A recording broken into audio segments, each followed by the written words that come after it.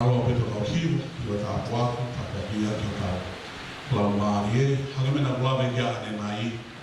Ko tau mahinani ta wike loku, ko ta wike filaula, ko ta fekuki ki.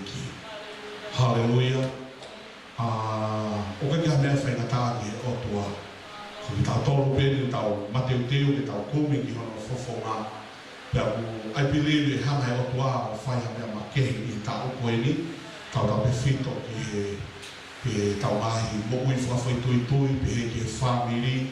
Pako tui, kia taha au ke whia mau hatokoni, whia mau lotu, o mai o hingoa ke kau i wike lotu, pe he ki he lotu pe mai au kai, aho e wataha koe ni, o tui e hoka tā puaku, tokoni.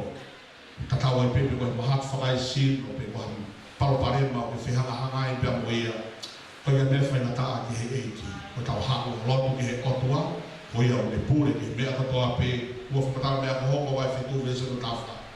Ka pau e whakawaiwai mai ka kai ui a ki ho ua whape na lotu, kumi ki o fofonga, pe he te whanomo me he langi, whamoremore e na mahi a ngahala, pe te uhanga o whanomo ui a e whanua. Whawhetai ki he eiki, tau hau ki he otua, tau hau he amanaki lerei, pe o tau amanaki he otua te ne whai a mea makehi, e tau mo'ui i mau inga o e wike koewe. Whawhetai ki he eiki. Hoi ahi kai te koe whakaloloa e me kohe ngāwe tai mau inga tau whanongi wholofola ai otua. Tau kau mā kau whatahae, o whaiwhekau Erina Waka, peke o na hoa, o Sere Waka. Ki moa i uto whawhi i koe a Erina. Mahalo o ko mi ofi ni he tau e ua mo fulu e ko whepuri ngāki pia me o mātua koe ni. Ka taimi nā ku taria sisu ke ku mo ui i tau ta hiwa ua. Nā ku whaaru mau peki e api koe ni, pia ko manatu i lele pia Elina. Ko alatu peki a ipa taimi kaunselini a Elina o ne whai kia tea. Pia ko mea mau peki ko hanga o wako e whaaru ke whae koe ni. O kune hanga o toko ni ia me maho inga ke lau e wholofola i he aho koto api. Whawhetaki hei. Ne ko anatu koe aku koe ki ai kae. O ilo ne kai ke lau e wholofola, o ilo e pia e lima. Pia nau ka kai mea ni i, hangea e lima ya koe ha whewhine whakainifia. Ke kai ke lau te wholofola, o singa me e lima ya whamatala e koe na ke. Na e whai halapa neu, na ke lau o wholofola e aho. Ka kau hinga koe mea ofa ai o tuana mo ui e whae koe ni. An hana whakarotolahi ia e lau mau pe wholofola i he aha kotoa. He ko ngā mo tanduku te tala noa ai, as ilo i pe e rina e pena e lau te wholofola he aha koe ia pe i kai. Ko tanduku te lau e te wholofola, te tala noa i mea e wholofola. Pea hao ke taimi lahi pe au, te kuringaki ka mai whae koe ni, ka taimi lahi ia e ku kamata ngui ki he ki, ko whaaro ko lawa pi, kai mea kai ai, whiohi ai, ka mene tamasi i. Ka taimi koe ni whaasa ke pia sione mau iai, mau hola, ko ngahe ko sione ia nei ki saura ia he taimi koe. Ka ku whanga aho ware lahi kia te au e ku whanong i e riliu tanata, i e kawa e ki, o whai ki he mo ui e tamai koe ni. O ko kuia tau whanong tau toki he tala loto kia malanga sione. Sione, amata koe ke loto e whepa pōpōni. Amen. Tau whanong mai ki here o tamai koe ni, tau whawhiwhia kia te au, e ku pakai na hao. Ia ni Amerika, na ngāwe ai, na fō mai Nusilani, na i tonga he konferenisi, to o manake ke na fō mai Nusilani, ia ki taime na tau whoki ai ki Amerika. Whiawhia lai apito ku pakai ke whae koe ni, pia o kui erina, o whalahi a kere koe. Kai ngāwe whae koe ni e ngai whare, e whai he taimi koe, pia o kui koe tāpuaki, o whakoroa, i siasi o kune ngāwe ai Amerika, kai ngata ai, tau lau koe tāpuaki, ke tau mau i siase kau apostolo i hoa tākoe, tau kau ngā malanga whakāpea mai wholofola ai eiki. Tau pasipasi mua ke eiki. Hallelujah, kai whikaka. Whawhia, whaikau Erina, ke ne whaia pahawaha ma ki tau tolo i he whiawhini. Amen.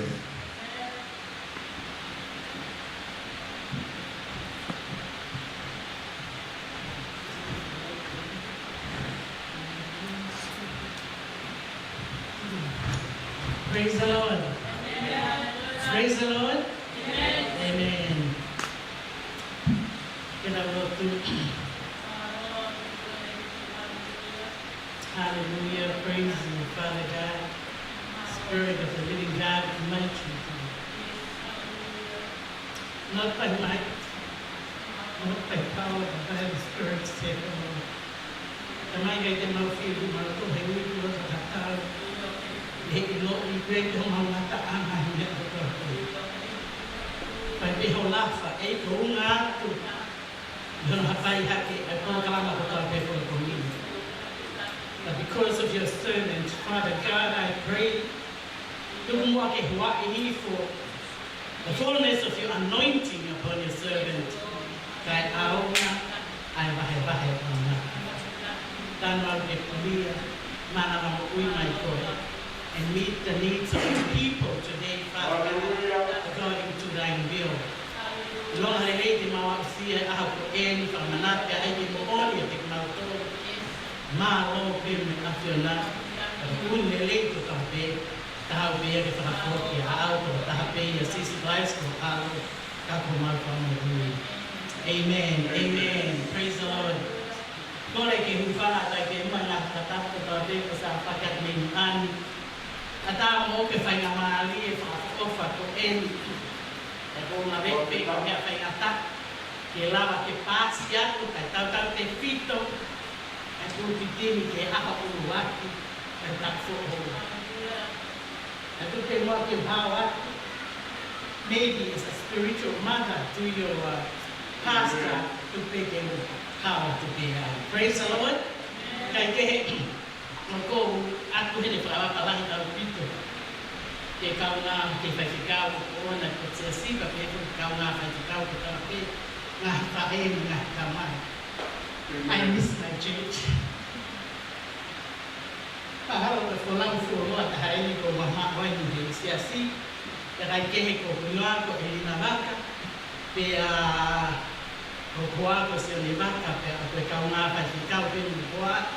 Kaya bahawa ko hubari, mahawa mo kipag-ikaw. Kaya bahawa ko kipag-ikaw. Kaya mahino may layo at pinilimahan ako.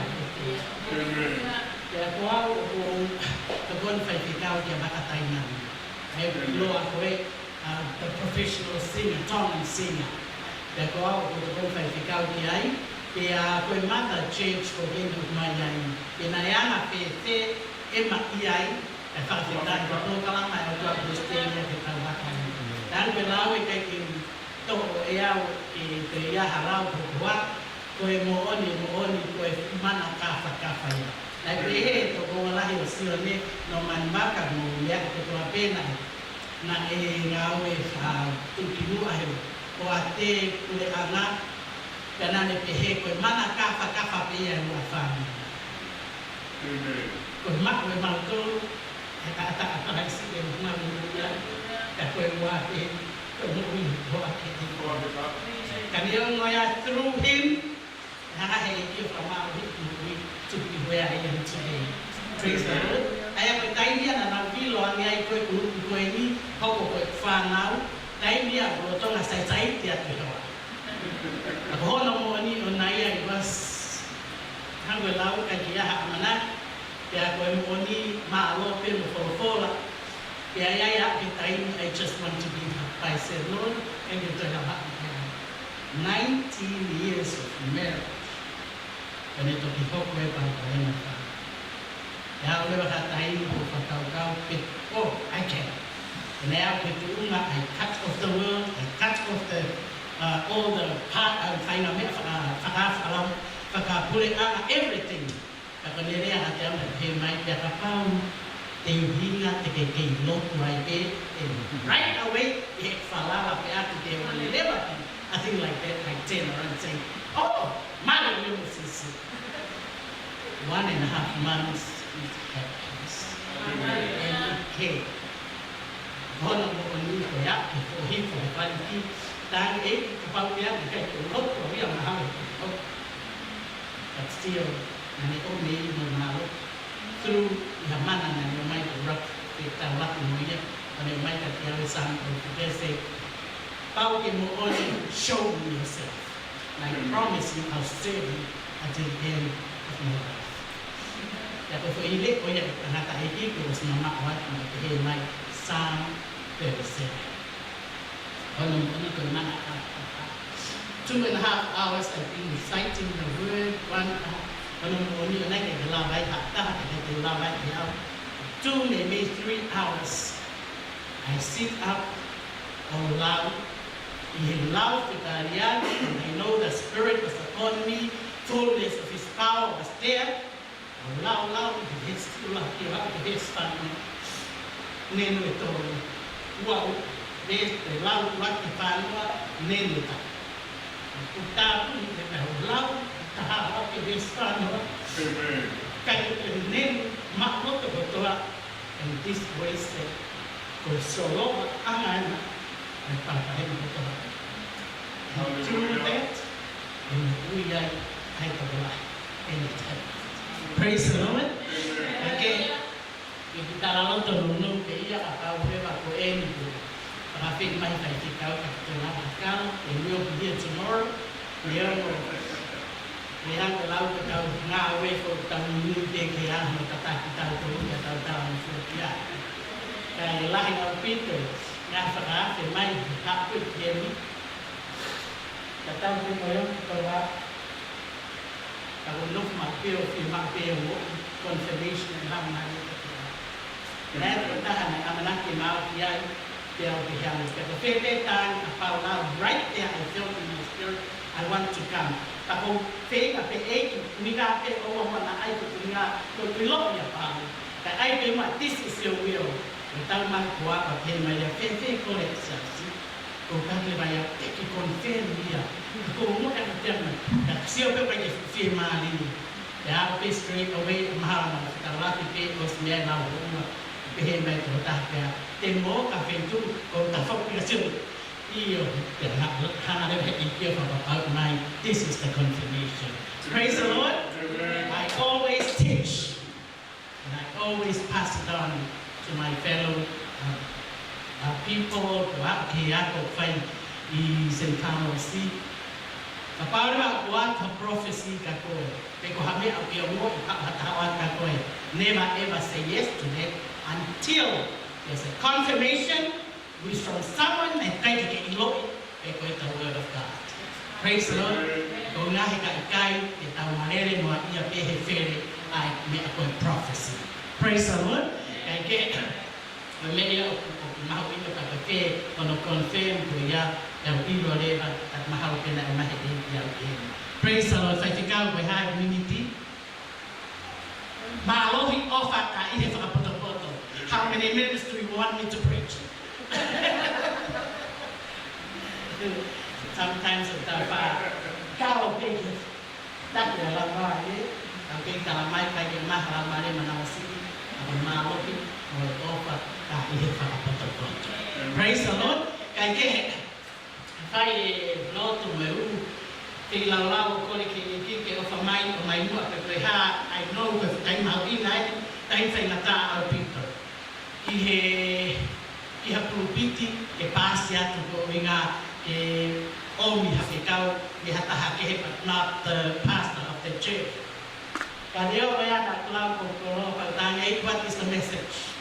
Kahono mo ni tu fakagaw himi ataha ani mo ya ko mai is ni connect pe mo for la ko ni na mama fa motor ke ai pa confirmar pe ke what respeta ngawe ba ni ba bestota and I know mahalo ku yai pe to la hero motor ku familia pe mo bahe ko ni ka pe no fa ya pe na eto ki ma wai I fear mali in I see isiuta ko to ape mo kalele musamelia pe na lana haki ai akina utolo pe na a eva i mana wa heki eki mo fear mali e la mali ma amioni pe na to ki tu wai otokola.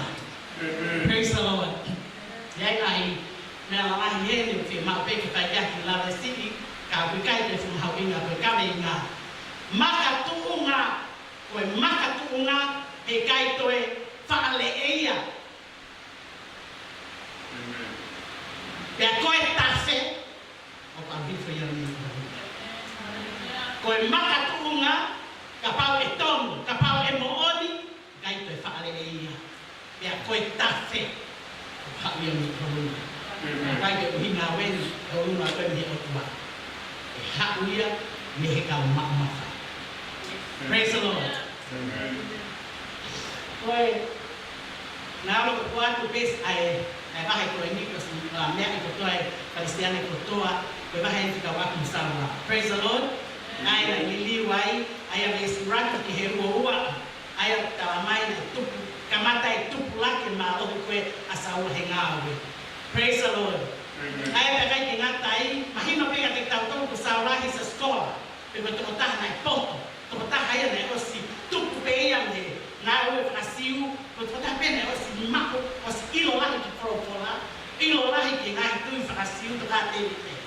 La batai ni ko na hakwe ya ko keni there was just one move.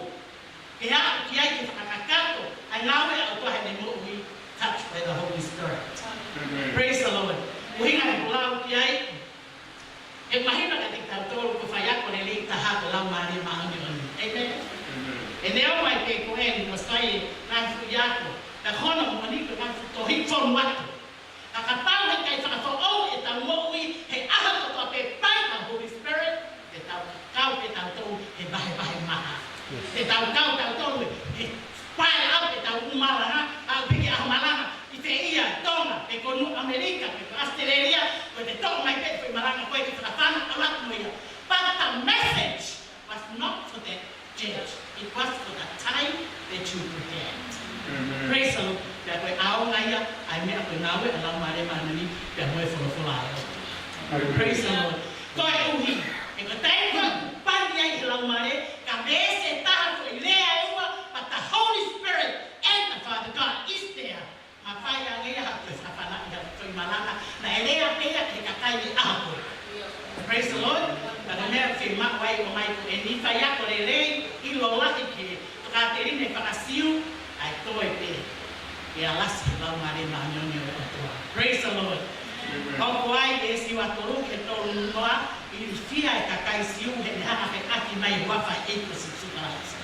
Pe ana tupu pa ke na te ke tama te a vai ki truma mo me to to o hifo e ai kato o hifo e ke hola ke ha because the hono mo ni the once we get to America the o mai fa na ta mo ha the Spirit of God and His mightiness will take us through. Praise the Lord. Amen. Ke pa pale manang yai the o ni fa na ta when the Lord is with me He will take me through. Praise the Lord. I might say Misty to ki ai Lui a toa ko ni fasi. Amen. Yes. Lomi ko mai ai ta tui tu pe ma. Io. E tu kwa ta ku ki ngau ta kau ma ko ta na si ha. Ma ko tai mo fana mai ai na au ta ma ko ta lama pe tari. Ta bua. Ta lai ha na ton. Ka ta ki be. Ta si Maki tau tau kata tu sohla mo pe mana. He will take us through. The time do the fact that kata ya. Lama he will take us through. Ya ko ikuna ka betapa ko ya tak fa lawa kai kan. There's no match. The time do ta ta kan ni tu pa ki ko bi. Lau ko bi. Pe ko ta no ta o. Ta no bi. Ka to ya. Pauta ino e hifo ka Kristiane ki tau ka pauta ino e hifo o mafailo ka tane ko ke fa long way des toma ka fa kata ona fa mama hiko ko hiko ia o ta mo ni ye ho maha ko tangata fa ho ko pe na yo to wangi itani aki mo ni ona fa mama hiko ia ndea ke fa ia ha ko sa me to fitu ia pese ya kapau ko talamai ke talamai ko tai ni ko ta mama hi ko pa ai ke fruit au ai ke tala ke mai ko to ni nata ke mahal pe ke mak ko ni Tayo ko nga itawa sa follow ko na. Tani mamay. Tani mo sa mo ko. Umot ka ko tingali bahali. Tani mo umot ka ko kito ako. Pau kito niya sooner or later talamay ni pakaha. Desi ono hiya, desi tu mo maruna watu, desi ono te pakaha eta ma ono ni hangi ko mama, ni pakamau hangi ko ata. Praise the Lord. Bring your heart. Kemokoni that will suffer because of Christ. Praise the Lord. Pero hiya ko mai ni o aku le basaula ki kakato. Dia ko tu ungai ni ko e o to ko tau no tau.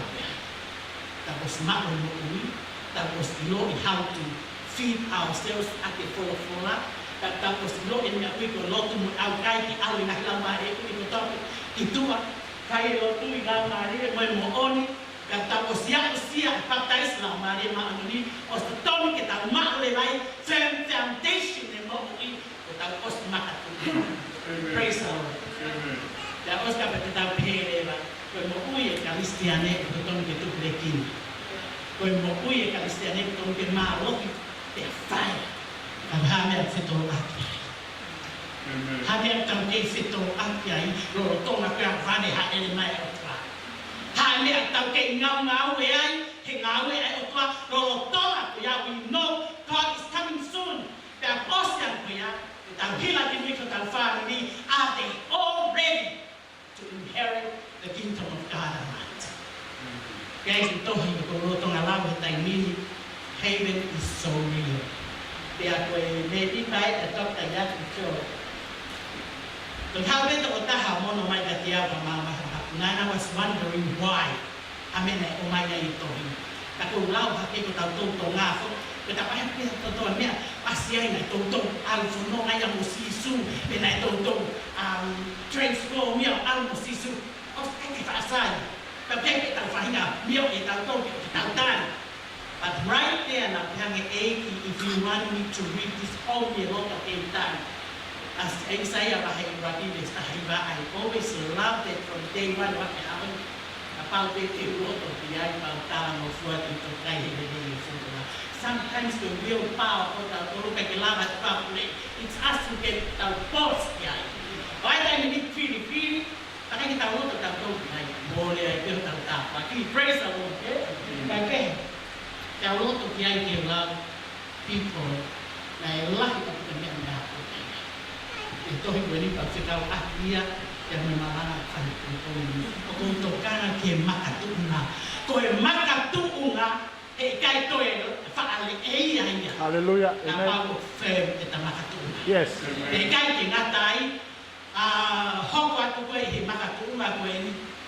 Ramay kaya ko tafe. Ko tafe. Ang piso ya may onuna. May ipagpikaw ang hakay ni buwate tiko ni ang piso ay Hallelujah. Kaya iisilel hiya na tapwe kina ay fonwa ko hinga ko yang aton we kakai ko yang aton we fikawa fikaton ko yang aton ay tui na fay niya ita. Hallelujah. Praise the Lord. Kaya ko may leba katita to we. Kapal leba. Kung makatunga ko tutong kita makatunga lele ta stare sistu to ate for na mare to ate for ne for fora lo tu mo au kai fam fau to ate mo uika me ako fie ma ke mahino o fa ka ka to la mare fuai mo ui Hallelujah. Cristiano mo oli fuai ta mo ana ka lais sio ana autua sio ko se ta laki fa autua me ko to ape Christ like me ko to ape. Ako hindi kaya talaw kau again. Yes, I'm a Christian. Pero me fa lo mataha ko lea Cristiane kapag ifakalais ko nga we are putting the name, the holy name of Christ in us. Kwa Cristiane au Christ like, Christ wants true followers of Christ. Kaya kapag kau ate I am a Christian. Ko hange pe ko kalaisi ko taka ko kalaisi ta ko we mo onya ko kalaisi then where is the Christ like character in our Hallelujah. Amen. Amen. Na mo ke ta hi ba no Pea, kutangata ekipo, kuhaana falok senturi. That's where I grew. Sa stong tayo na kanake ekukui ya, kutangata eki, tao ke bulea kaya kukui kite. Pwede ko sin tayo na toa ngayon pero hapso ko sa iatanya si suway pa tayo sila mali mano na ito mahay. Kapag tayo ko na pa ko kaya na to pa kayo ko kaya na kanakta mga fuwa. Kaya pwede ko kihin na mga tao na lot kaya mga tao na fuwa ko na mga ipitikos. Tayo wakit ako ay nila lang mali mo tuwa ke fuwa ke mga ipitikos. I've been trained of becoming Pentecostal. Fighting now at a people, as well as spirit-filled people in the Saskatchewan, England, Catholic, Mama, for all what in Wesleyan, Saskatchewan, Tanak, Atahik, Nado, make the group, Rotoma, whatever I call it, a group in the cabinet, the war, that was the group I had. There are more lot of fear in mind, West America, there are matter, alive, there are you out there will speak everywhere. Wow, the man of I will speak like Christian to like so I will take it. If I want to teach that going to hold like that about you know I could tell people how I memorize and meditate on my word. Because I will tell you I am dream. So I want to say, they have my experience. Not even knowing. Dahil nila na umaga na ilo yan sa kaya apa yang mari dia guna ko ilo gawi he was just against it type of fellowship. Dahil nila na mau na yan ko I was so happy to not kau itu tak tahu kalau kita mungkin mau hanya kalai kan itu ya mari beliau kerja di situ lagi bagi dia itu lau bagi dia itu talakowi bagi dia itu awi bagi dia fakar that was my dream yang mak kuat mau kalau tadi kan Theo had mengkawan Kristian out they still born together they were from other denominations we were one in Christ pang attack fear everything was just heavenly. When time na nawak way ko Jesus din. Tayo niya na mo ya ilong islam ni video wa ben talamay ko yung pamaw Jesus. So be ta be kay did you hear right? Like this is the church we I get to dua ito tong kay praise the Lord. Ya os we have the fire Lord to me au kay to we kita God can speak to me kamata alo ya malsiasi kamata babya but the fruit that I see was not the thing that I was dreaming of kaneo mo ya mahiro ya ta pero mo au kai ko mea ko to ma ni au ya ta ko no wi fa it's not about your right it's not about your left but it's about yourself praise the Lord. Pagkakaya kumay ni Rai Katia uhen ayako koen ki maka tuma story kapag ki ayako yako and called to be the teacher. Praise the Lord. Kaya hang belau niyo wai ke prefai ho ka malama maha aku kita itu nak ke ane ke ai ko ta so na ku na fai bahai ku pe ai min sa ko itu na dan tarani pe Kristiani ko apel ke tong kita tahu we should know our calling.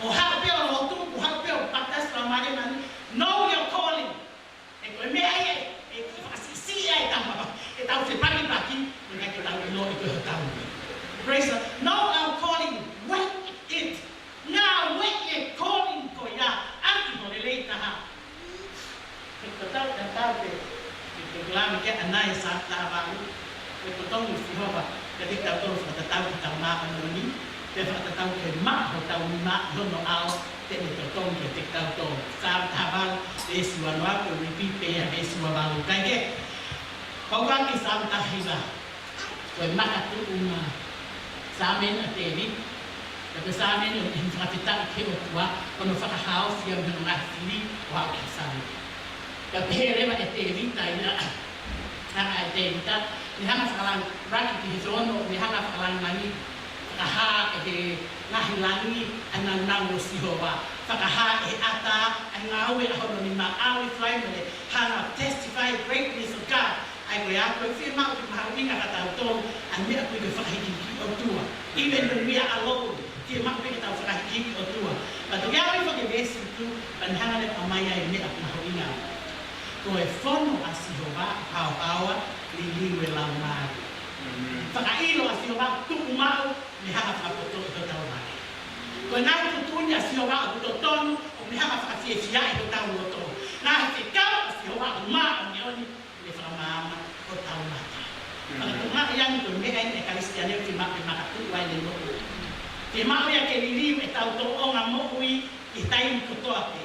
O ha, whakakalaisi e tau nini i tau to o kalaisi. Hallelujah. Amen. Kalaisi e tau to onga kotoa pe. Kalaisi e rea, kalaisi tio, kalaisi e teohi, kalaisi e mea kotoa pe tau moku i he nawe ana o tua.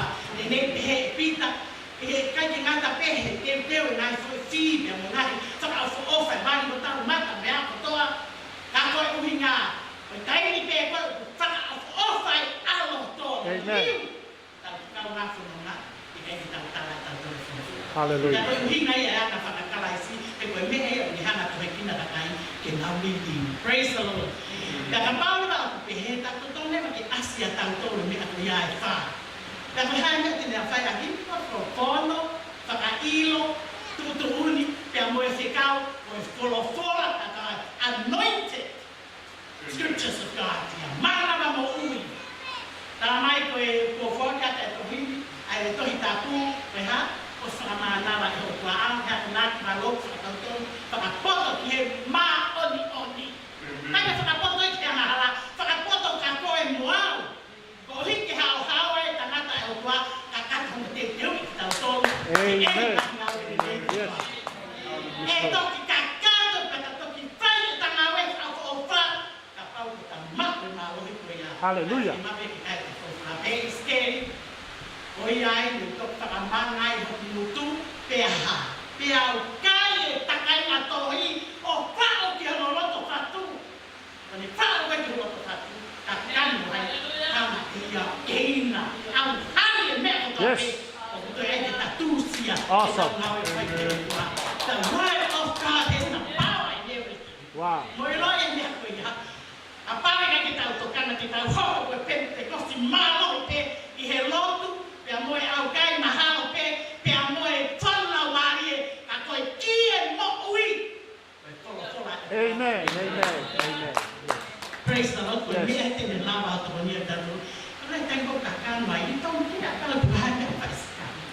Heke ke koe kia koe puhai mea paro whai. Because you have to play your part well. Te kai ke pehe mai te vita ia. Tau tongi o whakatatau ke e ngā ue nai whai mai o tua. Tau tongi o whakatatau ke kuanga tongi mo e ku maa tongi. Wow. Hallelujah. Mo e maa Awesome. hoku ni maa. Hai maa ni maa e tanga ue. Hallelujah. Maa e tanga ue i hono au test. All about Jesus my Savior. Praise the Lord. Pea kai ki ngata e hoka te vesa mo suru. Pea koe ai pa pere wa vesi. Hiva mo suru. Mana wa he e a Sihowa. O mo oni pea tolonga i au takmata. Pea koe pea mampu mana wa he e a Sihowa. O tolonga i a pea takmata. Pea hoko leo kai whi vesi hoko atu na le pehere vai. E te evita peni. Pea oku to tonu. Ke lahi hake e tau hori ke polopola, e tau hori ke koula, io o koula lahi mune. Yes. Mona be. Ko wiko hea, he owns the gold. Koe tahanga tonu e to tonu, I always remember that. Te tainu e te teke maha mai e Amerika, I always say, ana tonu pehe au tapu pia, Lord, pay me, I want my wage. Ngari whakaawani, ngari whakakata, but God is faithful to those who are faithful. Praise God. And God has never ever forsaken me with any facility. Taime ko ilo sa papau ya ko tonu e otua, tonu e kulaka, tau kia na tonu ki ai. I ask him, Lord, I want my pay now. Demand, he's our Father. He owns everything.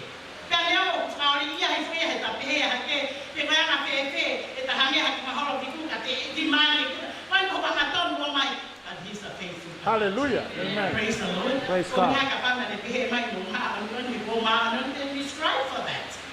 But if we love kay ang muyang, ay bihe may rin, bihe rin ay dita, resta hatahan ko tapos lahir kate.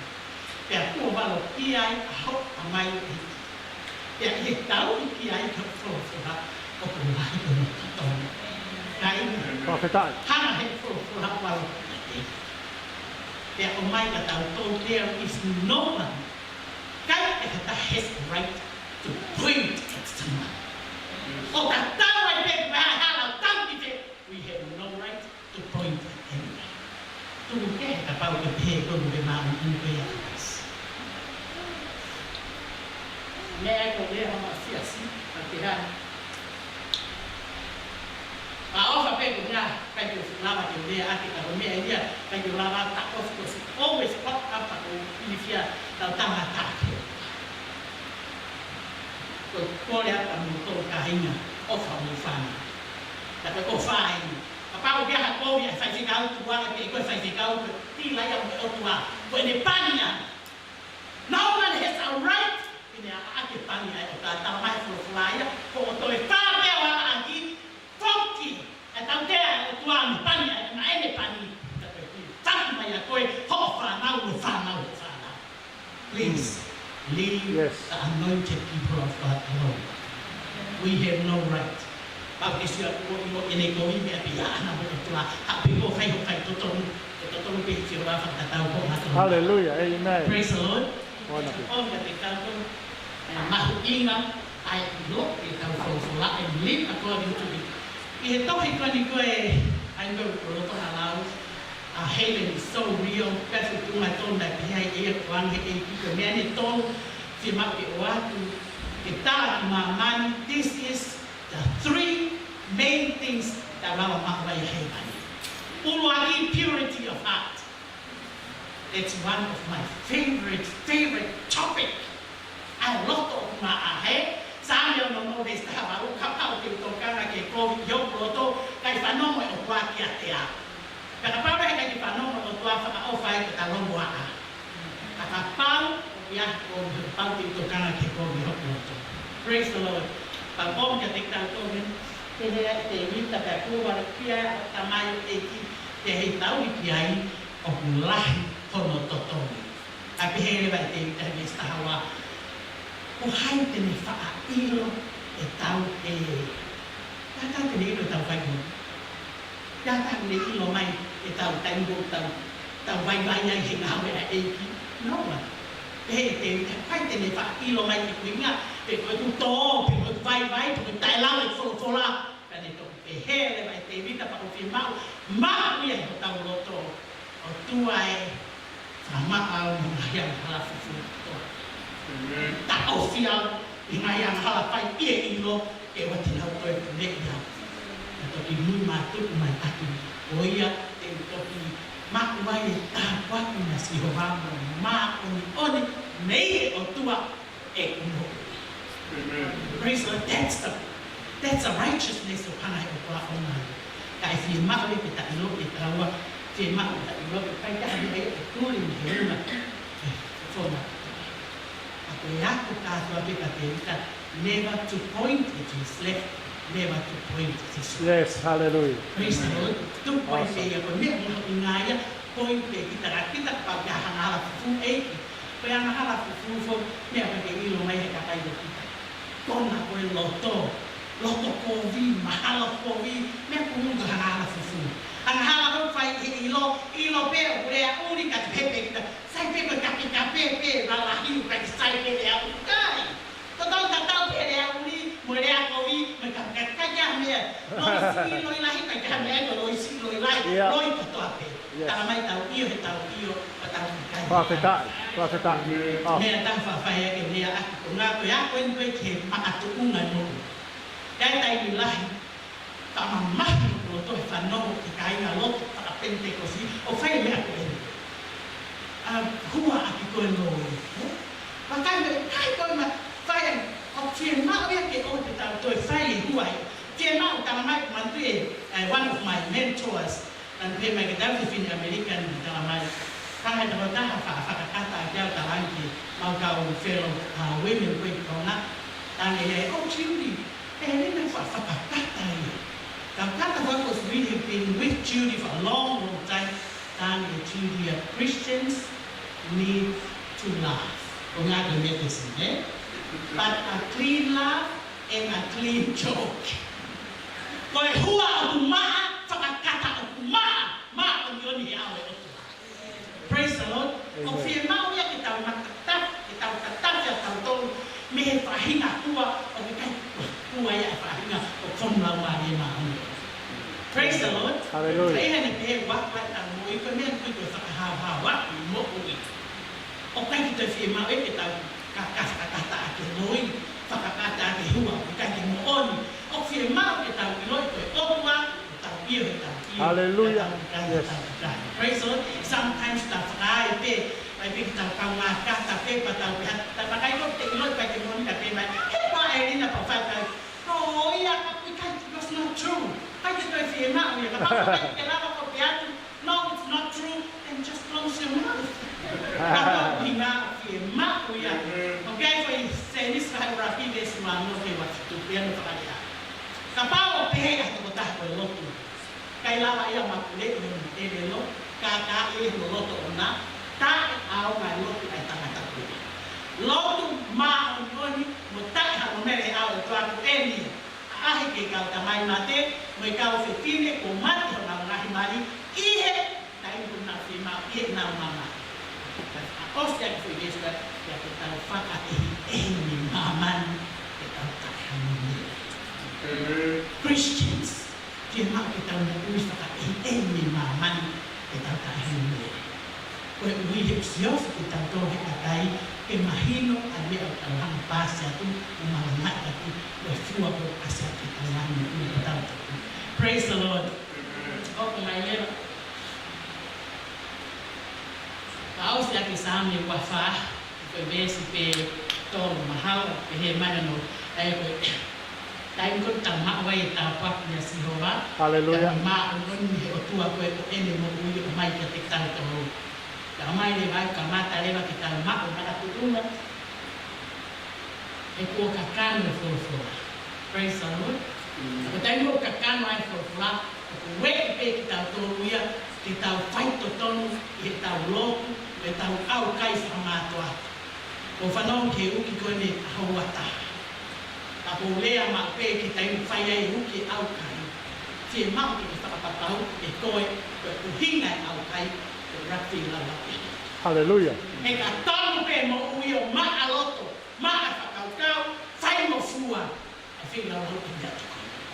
Pea ka pau rewa ukai e whai na whi lau lau, a whihala ke loto, pea kei ai pe, kei vino ho pe uri i loto, tuku e au kai, e ke mau e ukuaia, e tuku a e ano whakarere, tuku sok mai hoko a te au kai. Mo ilo e kai hoko au loto taha te boi ha me pete na kone, whai tau tamai e ke langi, tau tau tahai, e tonu e loto, tonu me mo ui, te ono hoi he tawako toa pe. E meno ko tui lahi ki ai, the more we pray for others, the more the Lord blesses. Yes, hallelujah. Dai tai lahi ame pe loko aku ia mai fai fikau me kau nga ngawe au ki siasi ai tai lu ko se hoa waia te ke lava halo pe mai whana au ki haka te au ke o tua. You promise that the more I pray for others, the more you bless the family. And yes, He's a faithful God. Wonderful. Yes. My family is blessed. He's come to know Jesus. Praise the Lord. Kang on le vai ka pau e kai e ka fai ka toro me a puito no se kita. No pe ma aku. No ara pe mo fai fica pa ma to pe ka e ta pe kina e to la e fa for ma to e mana ko me. No. The more you pray for God, ta kina ya e o tua en na o fai o fai fa o tua. The more the Lord kina o mai of feel. Hallelujah. Awesome. Praise the Lord. Tapi afia firman itu tentu kita ilo itu ontuaya, okai ka ontuaya kompromis, okai ka ontuaya, tenefie fanon kita kasih kita kan. Kau ya firman kita off di sisi fati, tak off mesti apa bibi ngawi ai ontua. Lere matang ngawi. Praise the Lord. Tapi tadi kau eton way etau lotu, motau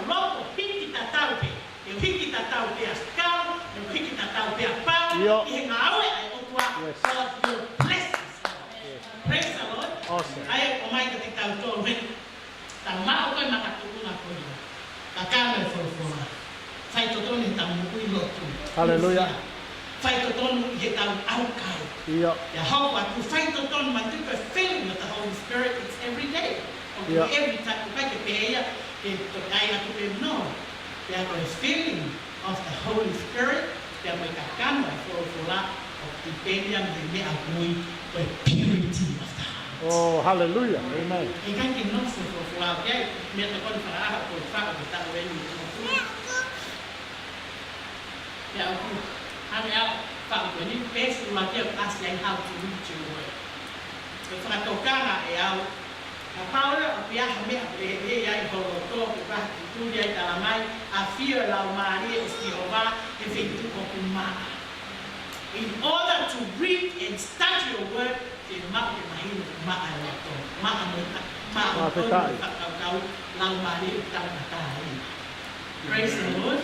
Clean-hearted, righteous mind, freeness of spirit. Yes. Betul tak kalau setiap betul kita kata ini sense itu itu. Dia mak aloto, mak angkoni atamai. Amen. Tahu kata ini mengambil. Prophet. Praise the Lord. Dan ini PH leva flow ini apa? Mau nabi. The purity of heart of your mak itu kaya itu full. Tapi tadi kau mak full lah mari teki.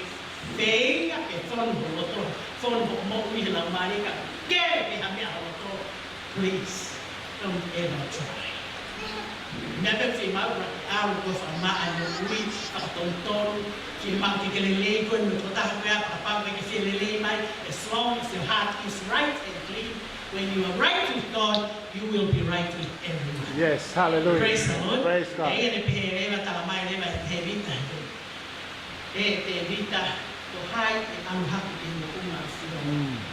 O hai e whātu i hunu kotu mā hunu. That's the presence of God.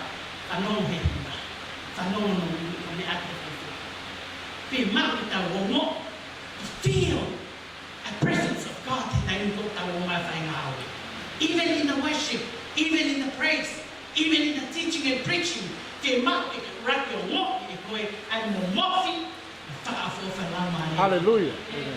How when you hide it out, you lot of toilet. And what it in the room of Silva, I found to him put my own. That's where the presence of God. We are paying Mama, lot of my own money, and the Higgin allow my name, I made about England, or you have my auntie, I never in the floor, Abba, Moeka.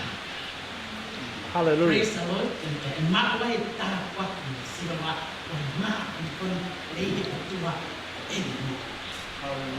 That's what David realized. All of them feel not what they will walk, they feel and muffy, the far from now, and back to any day from there. Ni mama, now we'll far. Near my baby, now we're going to life from my baby. But I have to. I already tayo ko kasi. Ako hindi ko ipare ya even ke he ko sai pe ko tuwa ka pe. Tayo ni ko kay ke nga we yai ke pa ana. How pe sa ata pe ya ke tuwa ke ma ko pa ana ana kay ke nga we ko talan ka ko ke pa to pe ko ni ma an ko bi. Ano ay ka ko wa pe ko ang because I will tell ma wa mo we pe we ka to ka Kristiane que mak fai ke tonu ke tua ke ka fai ke tonu nang dia. Amen. Yes. Praise this one. Da pa ore ke ta fai ke tonu awo nga we di pa ama ko samna ke mau ku ke ma pe aneo ni sisi ko te hana fa to na e lava me ala hina. Tai ni ko ke mak wai pa anga hawa na ka ke nga we au pia pe. Au pia pe na nga ta tua fai ke fo. Ni mama, el otro estoy, praise the Lord. Hallelujah. Kaya ingatay, loto ma on. Kaya katulad ayat inebigyan niyo. Loto kalahisi niya. Loto tatawid mo tayo sa pigya ko. Okay, ofa. Ikaw aki. Hallelujah. Aku ke fia mo ta ko api. Aku mamai ta api ni ta ko api. Ko nga ko ha ta mai ta fa ta ko api ni guys. Praise the Lord. Hallelujah. Hiki o tau lau wari na hi amuna mawa. Bona bit. O au apa ke o ma ia e ni ko apa ke au na ko ta ko ta. Ta fi ma ke ma na ko ta pe e lo to tonu o fu na ko to. Pakapita. Tau e a fi hi fa e ko. Awesome. Praise the Lord. Ngai ki na kai ta mai he na pe ni ta desta ha. E ko tua e ko e o ma lo hi. Tuku te kelele ia mai nuna e mai lea ko te aku tu. Iya. Pakapita. Habe tu ne fai wani lea ala. Ilo na ia kan fai lea pe hina halu. Fai ko pe wa fa e ko sisi ka lai. Praise God. Lang ia e na mai te ia. Praise the Lord. Ne ko ta pe fai te hu ia ni. Te hu ia ni ia hi fa tu. He lea ko pe ha am ta tu. He is the God of the best. Yes. Fa'ale ama pe ko kalang ka kaina lotu. Kapau ne na kai ki lava ki mafana. Kapau ne kai ki lava fwa ko le leita eta no tuki. Ako ma pe ki fwa ki le leita. And always set your mind about si suwe what will I give you. We are going to give our best. Yes. Praise the Lord. And he ne pe leva te ke lava leva hali ko le leita o ta tau e pe ha hakoa ma inga, but because you know once you give your best, God will return the best to you. Praise the Lord. Ko nga ko ko tua ka ko atu kai ai le leita ha ma ta to. Praise the Lord. Amen. Ko makatuunga mo on ta nga mo ui e fa papau ha tau e nani te ko. Yes. Praise the Lord. Papau yang ni lagi ngata tapi pakai yang pe al fa'alea at ma pe ha itai malang ai ni ai ni te na to. Sometimes pa mai ni yo kuati is lo tu kuati te ka. Ka ko le ai hapsi. Kapau is ofa pe is yes. Fa ofa le va siasi. O enti fa ofa le va mo finti ko ta. Ya apa le va te ta wako. Te ta wako maka tu nga I api kita fa na. Kai ngata pe na fa ofa na mo ui na o mai hok te ta kwa ki siasi. Tu pule ki na ma tu nga siasi. Tu pule ki na wa ki tu. Pakapita. Umi kaya mai ya ko ni ra ai ma tu nga ta wa fa e pe ta mai. O ta fe o ta wa ki I api e ma ui ka pa tonu ta mai. Kanga tonu le mai ta mai. Kanga tonu le fa e fai no fua. Ta ta ko e no te fa. Lo to fa. Kau fai se ka. Kanga tonu pe ai senior pastor. Kanga tonu pe assistant pastor. Kanga tonu pe ka tiko ni. E ta ta ko. Hallelujah. Awesome. Ya ka pe he eva te ta fa le ba le ana fa ofa la ni nga wo ka. Hallelujah. Ofa kita begin at control. Ofa la he ko te fai fika. Now I'm here. There's one thing I will promise you. I found a way. Scout is in our list. But now we're here, I promise. Me and my fellow prayer warriors. I will do my Alo. That's what I'm asking you. Pakapita. Hallelujah. Praise the Lord. Hallelujah. Awesome. Ay waktu ini pengalaman ini saya kembali mulai membuat tahuan kita begini hai bukan untuk tak for ini mengawalah pengalaman minggu Yes. but nothing is to have God when talking I'm right in the presence of God. Tahu tu tamai mau fakta pengalaman yang ini sehingga kita kembali kembali mau karya Kawan mulia, kapan naya yang ambil, naya kita mungkin dapat buat apa ini, kita ikut mama untuk family. ia ulu whakakato takakato. Whiawai whi mahu kakai he ako e. The tumoge can bind us together with your agape love, not only in this, but the days to come, always and forever, Lord. Mai lo aleleo e aha po e ni e tamai, ang Lord